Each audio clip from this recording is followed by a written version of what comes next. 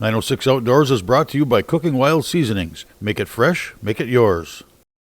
Welcome to 906 Outdoors. Last week we were with John and Victoria Youngworth for the start of our birch bark canoe project.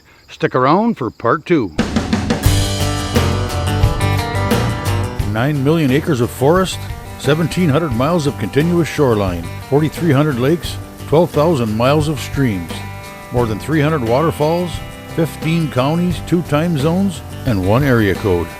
Welcome to the Upper Peninsula. Welcome to 906 Outdoors.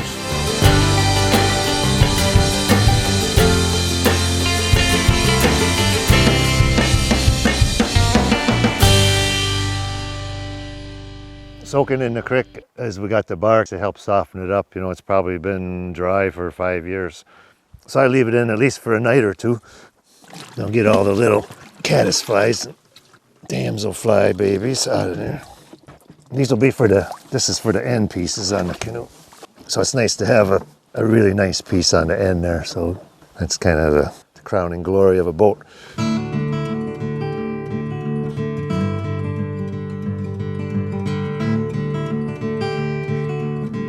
Got to soften this stuff up with some more hot water really, but you don't want it to split in the middle of your operation. Ooh, that's a bad sound.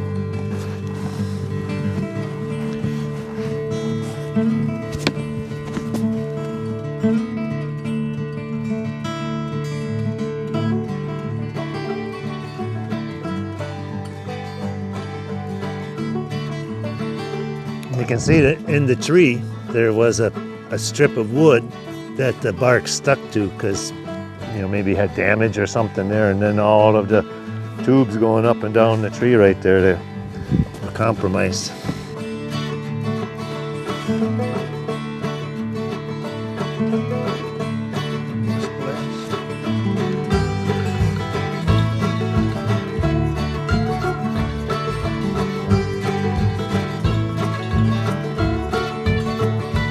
Right in the middle.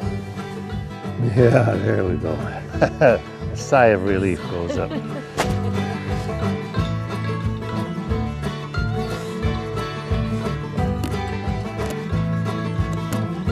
Well, actually, for this part of the job, this angled split is good because you see it'll slope into the other bark nice. It's kind of a tapered. Oh, look at that. What is psychedelic? Let's give it a little memory to get it going. Nice, nice, nice. Be nice. And this goes inside the main bark.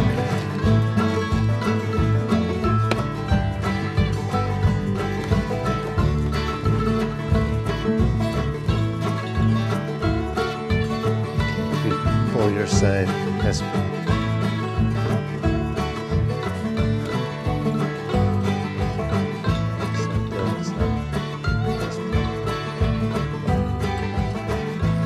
Canoes are born in water. I suppose they probably die in the water too.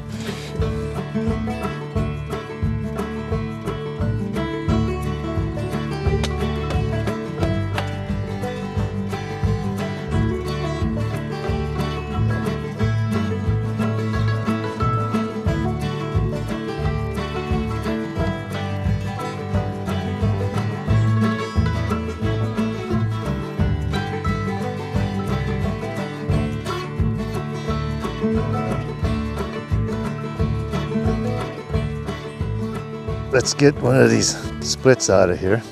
These have been in for a few weeks. Muskrats are using it for a feeding ramp. I like wood when it's crispy and wet to split. Makes life a little easier, a little more predictable. Or if it's green right off the tree, it works good too. This is the cedar quarter, been soaking.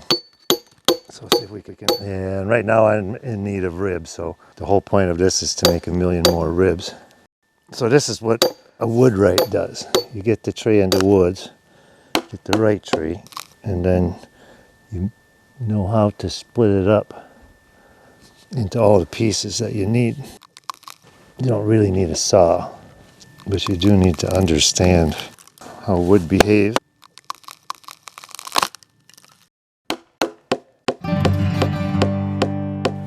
Now ready, here's the piece we want. Turn the whole big tree into that, and then we want to turn it into this, but this is the master.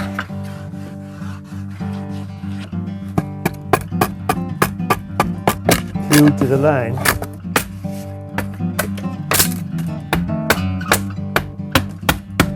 This is the coolest thing in the world, these knives. The old folks used to call that a man's knife because all the guys would have had one around. I bet you many deer got gutted with one of these because that's all they had in their pocket. But it's a one-handed draw knife, the nomad's knife. You ever go on a canoe trip in the bush, you want to take one of these with you.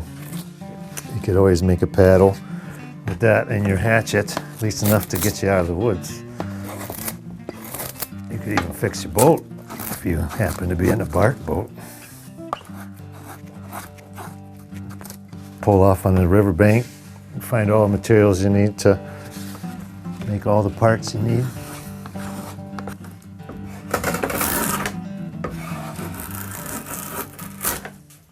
Get the bottom flat, and I can bring the top down to it. Doing a bevel, just so when you pound the ribs in, it won't just split off the edge, and makes it a little bit easier when you're dragging stuff around in the canoe. All right, let's see how good she is. Here's the test. If it feels like that, it's like a big piece of spring steel. Then when I give it the hot water treatment, it'll be marked for the width of the bottom of the canoe where it's gonna go.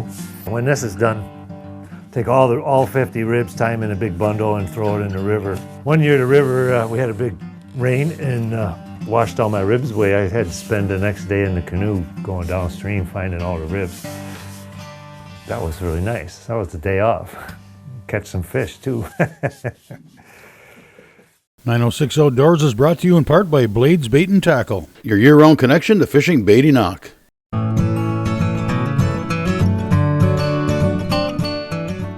Bring the ribs in. They've been out here for a few days. Let's see, 53, 54 ribs. I always make a few spares of each size. Okay, we need to find the 50 best ribs out of this pile. Each rib has a perfect spot where it'll be best suited, like where a knot is. Maybe you don't want the bend to be there, or it's a little skinnier, so we'll put it towards the ends. I like the wide ones, the wide fat ones in the middle. It's kind of like building a log house or something. Every log in the pile has a perfect place in the house. It's up to you to figure which one. Now we got to find the perfect rib to do the end here. That's a pretty tight bend. We're going to mark these where this crosses here, and then comes right down to here. The last rib's going to sit right there. So that's got to be made out of spaghetti. But the grain tells you a lot. Wide grain will take the bend, but it'll be a weaker, softer wood. But down here it doesn't matter. In tight grain will make a nice harder wood, make a stronger rib. Let's try that one there. Okay, if you think about when you use a canoe, where do you step in? Where's the human foot? That's the big danger. Where's that going to put the weight down? So there's the place here where the people sit at each end, and then in the middle. So that's why I like the widest ribs in through there, to try to cover most of the bottom of the boat, and then they can be skinny at the very ends because it doesn't matter. The ribs don't have to work for a living down there. Then I'm going to mark that edge on all of these. And each rib, the part of the rib that you see here, these are the bottoms of the ribs, and that's the inside of the tree. Wood loves to bend away from the center. You see boards warp. The outside of the tree is like the inside of the letter C when it warps. Now we're going to be using tons of hot water to soften up all of the, I don't know, lignins or glues in the wood and do the bending. When we're satisfied, then we'll lock it in place with some string. Since I like the middle of my boats to be fat a lot at the water line, I'll probably bend it a little bit outside of the line. And then as we get towards the ends, I'll bend it a little bit further on the inside because I like a narrow entry on the boat shape. But the bark will have its own ideas, so that's really what counts. And of course you have to have coffee cans to do anything if you want to be in the woods. I got one of these in the sauna too. The wood will tell you when it's time to bend, because if it's not time, it won't bend and you'll break, and then you'll have to go get your spare. See, and every piece of wood's got its own idea. There'll be a little thing there, but the bark will force the issue. The ribs don't get to tell the bark what to do. It's the other way around. I'm just looking for symmetry. Bend all the ribs and then dry them out behind the stove. And I always put a little bit more bend in it. We started in the middle. We start on one side, do a pair, and then we'll go to the other side, do a pair, and we'll keep doing that. So we'll end up with 2 bundles of then ribs in the end. And mostly you want the hot water to go on the bottom side, because that's the part that has to stretch. We'll end up with a little round to the bottom of the boat, but that's traditional too. Makes it better handling craft. Nothing's got to be perfect though, because like I say, the bark's going to have the final word when you pound these into place. So we'll keep adding them in, and eventually these will both fill up until the last ones that go in will be a little V-shaped one up in here. And then we'll put them behind the stove, let them dry out, and next week I'll put them in. 906 Outdoors is brought to you by Cooking Wild Seasonings. Make it fresh, make it yours. Today's show is brought to you in part by Rapid River Knife Works, home of Michigan's largest custom knife factory showroom.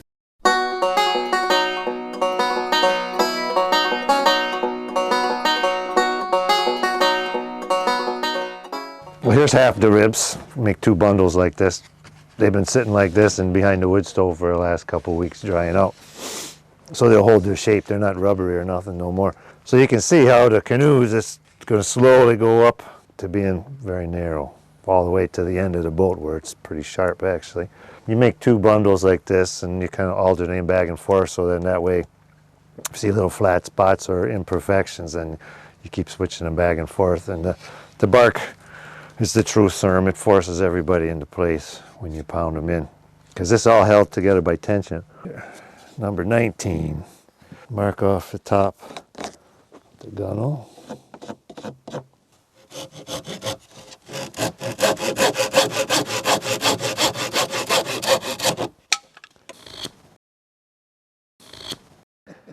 Cut these down. I give them a nice little curve, because the planking usually stops right about at that point. And then we make our 45-degree chisel on top to fit up in the groove under the gunnel. At the end of your ribs, it's kind of like all of these woodworking bits on the canoe. It's part of the signature. You look in photos of old boats or other people's boats, and everybody's got their own little way of doing it. So that's why you can look at a boat in a museum. You could just about figure out the guy who put that together. Get it up in there, make sure there's not a rut in the way.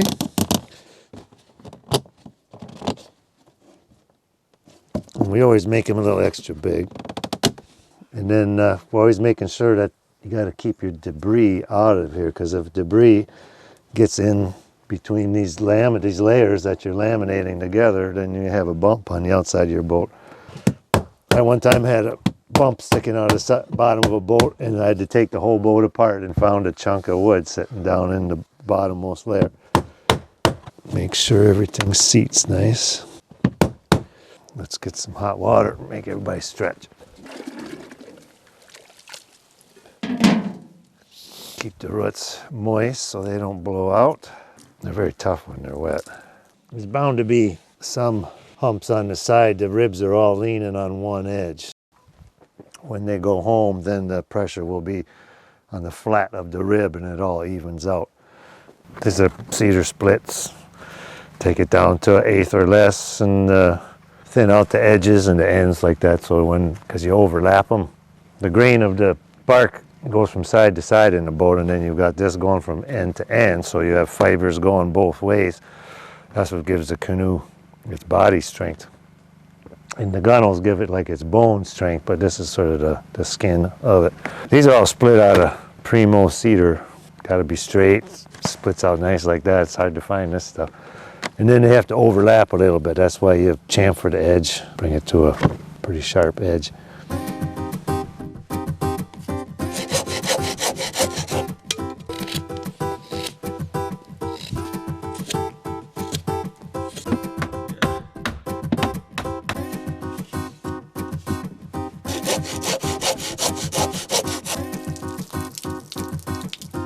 Once we get out into the middle of the boat here and we get all the big ribs in, then those install fast. It's not quite so fussy. Here's a little Stone Age trick you can do to keep your bark leak-proof for a long time.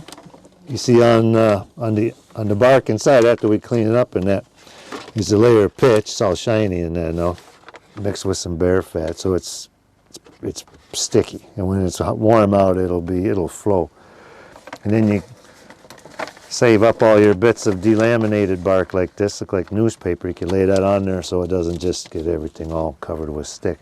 If you have a compromise in the bark, this will seal it all up from the inside.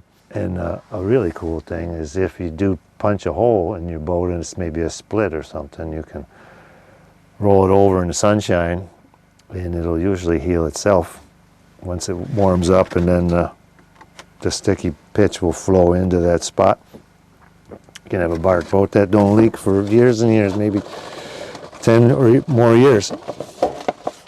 And this doesn't add too much weight. Everything adds weight. If you want the ultimate lightweight boat, then it's going to be fragile and it might leak a little bit, but it'll be easy to carry. This is a 5 thwart boat. They're pegged in and then lashed in to this inwell, and you carve them a little bit because you're going to be leaning back. This is what your back's going to lean on if you're sitting in this end. And they all got a little curve just so it's a little easier on your back. And it's nice to carve them like they're wide and thin, and then they get a little thicker and narrower. But then that way the flex of them, the stress will be evenly distributed over the whole piece as opposed to having a weak spot. I like them to flex like a bow, just in case someone with a big butt wants to sit on top of there. You want it to be able to take the load. So if you want a portage, I flip it up. This is a nice big strong one. I rest that on my shoulders and walk off with the boat. But if you had to carry it very far, that wouldn't be very stable. So you can take a couple of paddles, tie them on to the tops of these, have the blades out here sort of big enough to rest on each shoulder. And then you can grab that, pick it up on your head and hold on to the paddle handles, and you could carry the boat for miles like that. Maybe throw a shirt or something to pad your shoulder blades. 906 Outdoors is brought to you in part by L&M Fleet Supply, proudly serving the Northland for over 30 years.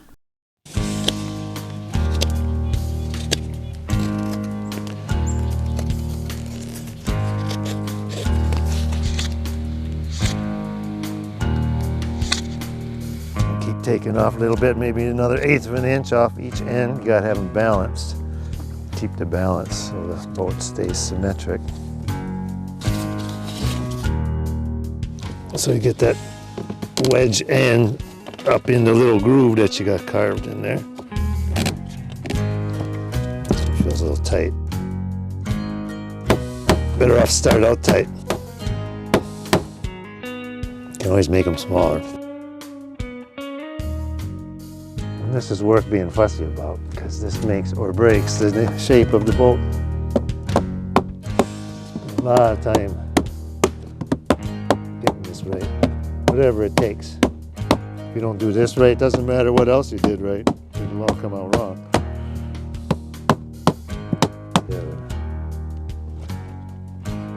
So you take each rib in close to where it's going to be its final resting place,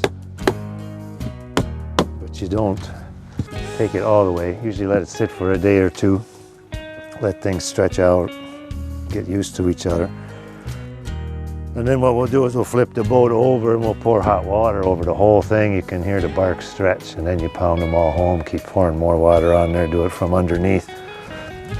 You can hear the bark just groaning and the stitching, everything's pulling tight. Hopefully nothing explodes.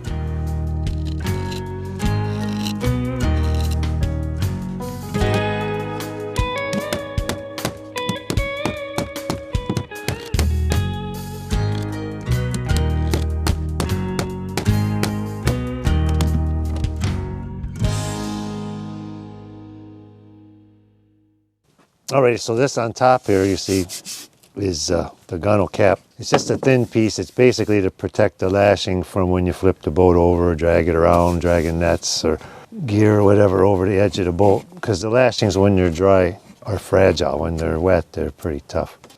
And then these are held down with little wooden pegs here. You split out a little piece of hardwood and I whittle them into little pegs, and you make them with a square top because you're pounding them into the grain. If you pound it in this way across the grain, you'll just pop the wood apart. So you put it in the wood this way and it presses on the grain in a lengthwise fashion, and it'll never split your wood. It'll just bend it into position because you need a head on it or the cap will just pop right off. And sharpen the end. You drill a little hole down in there, maybe halfway through the gunnel, and it'll pound the rest of the way in. This saw has no set to the teeth, so it's made for flush cuts. It's like they made it for canoe builders.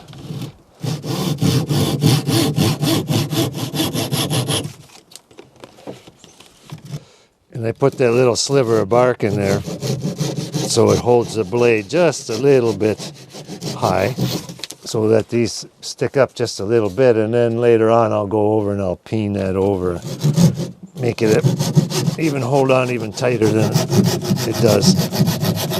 We've also trimmed the reinforcing strip here down to a couple inches below the gunnel. You always make that extra big, and we have to be able to expose this seam here so we can pitch this in here. This needs to be waterproof up to this point. So I cut it down, just kind of designed it so that this would stay just above that, because the bark wasn't wide enough, so we had to add that side panel in there. So she is stitching the gunnel cap on the ends where you can't peg it, it's too small. So you'd have lashings in the 3 places on each end to hold it down. And of course there's always lots